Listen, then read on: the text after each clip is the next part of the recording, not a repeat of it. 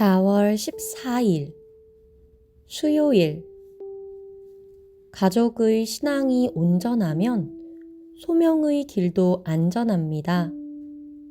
출애굽기 4장 24절에서 31절 말씀입니다. 모세가 길을 가다가 숙소에 있을 때에 여호와께서 그를 만나사 그를 죽이려 하신지라. 십보라가 돌칼을 가져다가 그의 아들의 표피를 베어 그의 발에 갖다 대며 이르되 당신은 참으로 내게 피남편이로다 하니 여호와께서 그를 놓아주시니라. 그때의 십보라가 피남편이라 함은 할례 때문이었더라. 여호와께서 아론에게 이르시되 광야에 가서 모세를 맞으라 하시매 그가 가서 하나님의 산에서 모세를 만나 그에게 입맞추니 모세가 여호와께서 자기에게 분부하여 보내신 모든 말씀과 여호와께서 자기에게 명령하신 모든 이적을 아론에게 알리니라.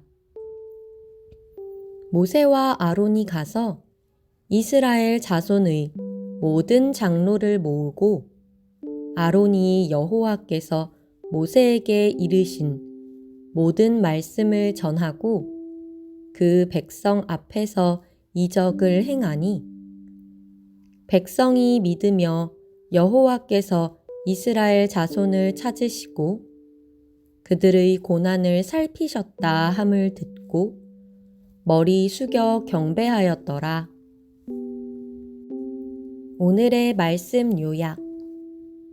모세가 어느 숙소에 머물 때 하나님이 그를 죽이려 하십니다.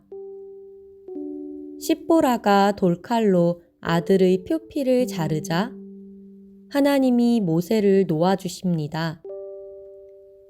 하나님의 지시로 아론이 광야로 나가 모세를 만납니다.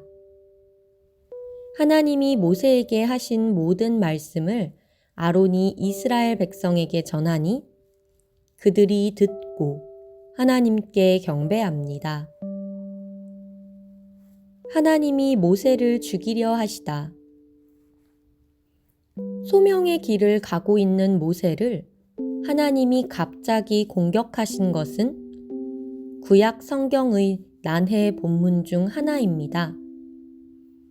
이 일을 통해 하나님은 다음과 같은 일을 이루십니다. 첫째, 모세가 소명에 전념하기 전에 먼저 자신을 돌아보게 하십니다. 창세기 17장 11절에서 14절에 따르면 하나님께 속한 모든 남자는 할례를 받아야 하는데 모세는 광야에 있는 동안 자기 아들들에게 할례를 시행하지 못했을 것입니다. 백성을 구원하기 전 모세는 먼저 자신이 하나님의 언약을 위반한 것은 없는지 점검해야 했습니다. 둘째, 위기 상황에서 이방 여인인 십보라가 할례를 행합니다. 아들의 할례를 행하는 적극성을 통해 그녀 역시 하나님 백성에 편입되었음을 선언하는 것입니다. 소명만큼 중요한 것이 가족 구성원의 신앙입니다. 하나님이 모세를 갑자기 공격하신 것은 무엇일까요? 하나님의 일을 하면서 말씀에 순종하지 않아 걸림이 되는 일이 있다면 무엇인가요? 모세와 아론이 백성 앞에 서다. 하나님은 사명자의 앞길을 세심하게 인도하시며 격려하십니다.